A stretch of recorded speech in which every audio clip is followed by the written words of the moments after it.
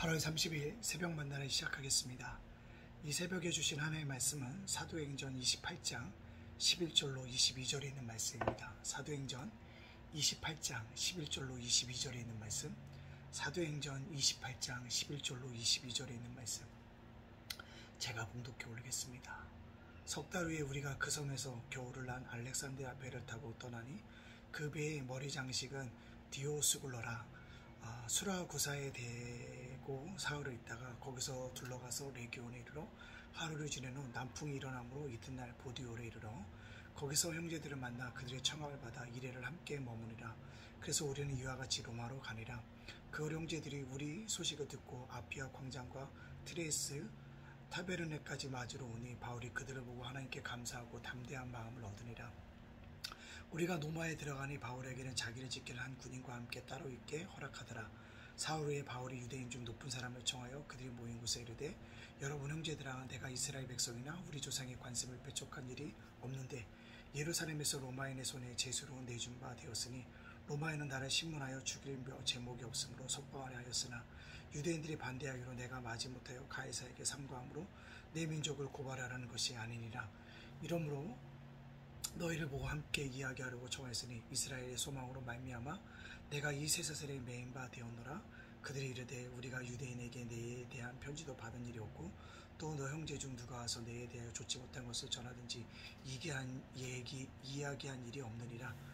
이에 우리가 너의 사상이 어떠한가 듣고자 하니 급하에 대하여 어디서든지 반대받는 줄 알기 때문이라 하더라. 아멘.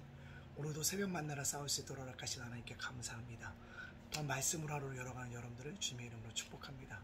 제가 목소리가 쉽게 돌아오지 않고 있는데요, 목소리가 쉽게 돌아올 수 있도록 여러분들 기도하여 주시기를 부탁드리겠습니다. 오늘 말씀 속에 보면 사도 바울이 마지막 사역지인 로마에 도착합니다. 사도 바울은 재판을 받으러 갔지만 사실은 복음을 증거하기 위해서 갔다는 것입니다. 긴 여정을 통해서 로마에 도착합니다.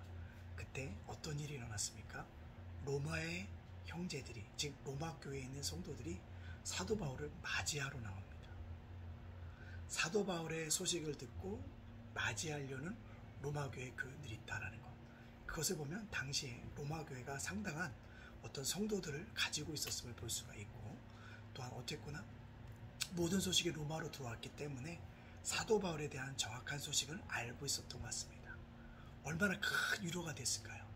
힘들고 어려운 과정을 통해서 로마에 도착했는데 그를 환영하고 맞이하고 격려하는 사람이 있었다는 것, 그 자체만으로 사도 바울은 큰 힘을 얻게 되온 줄을 믿습니다. 그래서 오늘 15절 말씀이 뭐합니까? 하나님께 감사하고 담대한 마음을 얻었다는 것입니다. 내가 선택한 길이 하나님이 함께 하시는 길이었구나, 내가 온 이 길이 주님께서 기뻐하시는 길이었구나 라는 것을 세상 깨닫게 되니까 뭐하게 되더라? 담대하게 말씀을 증거할 준비들을 하더라는 것입니다. 저와 여러분이 이 땅을 살아가는 동안에 그런 은혜가 있어져야 될 줄로 믿습니다. 담대한 믿음들, 그런 위로자로 통해서 위로받는 그런 사람들이 다 되어지기를 간절히 소원합니다.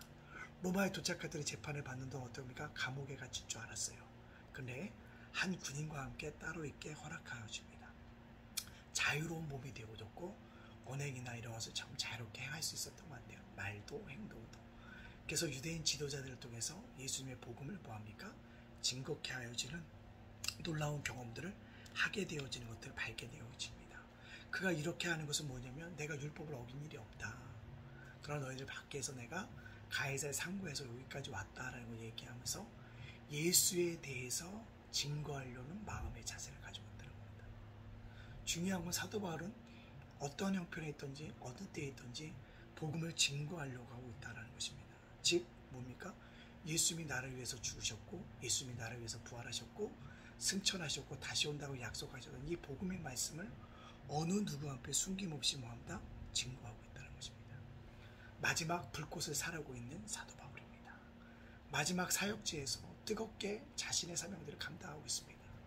여러분, 우리가 사명을 감당할 때 그것이 생명이 꽃 피운다는 사실 알아야 합니다. 눈에 보이진 않아요. 제가 목소리도 변하고 힘이 들어요. 그럼에도 불구하고 복음의 씨앗을 심는 것은 무엇입니까? 이것에 복음의 생명이 자라게 되는 것입니다. 이것에 예수를 알게 되는 삶이 넘쳐나기를 원하는 것입니다. 예수 안에 교회가 다시 한번 세워지기를 원하는 간절한 마음으로 오늘 복음을 증거하고 있는 것입니다. 여러분, 오늘을 살아가는 저와 여러분들이 이런 믿음의 자세를 가지고 살아가는 은혜가 있어져야 될 줄 믿습니다. 어느 때든지. 근데 오늘 말씀을 참 보니까 사도 바울을 향한 하나님의 큰 위로하심이 있는 것 같아요. 로마 교인들이 환영해 주잖아요. 준비한 사람들에게 복음을 들을 만한 마음의 문을 열어주신 것들을 발견하게 되어집니다. 또 몸이 자유로워요. 그래서 뭐 할 수 있습니까? 복음을 증거할 수 있답니다. 사도 바울을 향하신 하나님의 위로하심과 소망이 넘쳐나고 있다는 것입니다. 그렇다면 우리 이 말씀을 저와 여러분에게 적용시켜보면 저희들도 누군가의 위로자가 되어주고 위로받는 위로자의 삶을 살아가자는 것입니다. 죄와 물러 죽었던 저희를 누가 위로해 주셨습니까? 십자가에서 죽으셨던 예수님이 위로하여 주셨습니다. 우리를 위로하여 주셨더니 우리 죄의 고백이 나오고요. 죄에서 결단하게 되어지고요. 주님을 쫓아가겠다고 우리가 고백하며 나아갈 수 있게 되는 것이 아닙니까? 예수님은 상처받은 위로자가 아닙니까? 그를 믿는 자마다 예수의 위로가 넘쳐서 구원받은 백성이 되어짐을 발견하게 되어집니다. 그렇다면 오늘 나도 누군가의 위로자로 살아가자는 것입니다. 말로써 위로하는 것도 큰 일입니다. 그러나 복음으로 위로하자고요. 모든 것을 갖춘 자가 위로자가 될 수 있다고 우리는 생각할 수 있습니다. 그러나 부족한 자가 위로할 때 더 큰 위로가 되어줄 수도 있어요. 동병상련이라고 하지 않습니까? 같은 병을 앓고 있는 사람들에게 깊은 위로가 있다는 것입니다. 갖춰졌기 때문에 위로자가 아니라 못 갖춰졌기 때문에 오늘 위로자로 살아갑시다. 우리가 주님과 같이 완벽할 수 있을까요? 없어요. 우린 불완전합니다. 다 미숙해요. 우리에게 다 모난 부분이 있습니다. 그럼에도 불구하고 오늘 주님이 우리를 부르신 것은 위로자로서 살아가라고 부르신 줄로 믿고 부족한 자로서 미성숙한 자로서 뭔가 못난 사람이라 할지라도 위로자로서 누군가를 위로해주며 살아갈 수 있는 그리고 천국의 소망을 나눠줄 수 있는 저와 여러분이 되어지기를 주님의 이름으로 축복합니다. 아멘. 기도합니다. 사랑의 하나님 감사합니다. 날마다 감사하며 살아가게 하여 주시고 오늘 하루도 닫아가면서 감사하게 하여 주시옵소서. 오늘 말씀처럼 우리가 위로자의 삶을 살기를 원합니다. 성숙하지 못하더라도 위로자로 살게 해주시고 불완전하더라도 위로자로 살게 해주시고 뭐가 났을지라도 위로자로 아버지가 살아감으로 말미암아 그들 안에 소망의 복음을 심겨줄 수 있도록 인도하여 주시옵소서. 주님, 예담교회 작은 도서관 제가센터 윤수일 목사님 목소리와 저희 교회를 저희 아버지 하나님 성도들을 저희 가정을 굳건하게 지켜 주시옵소서. 모든 영광 주에게 돌리며 예수님의 이름으로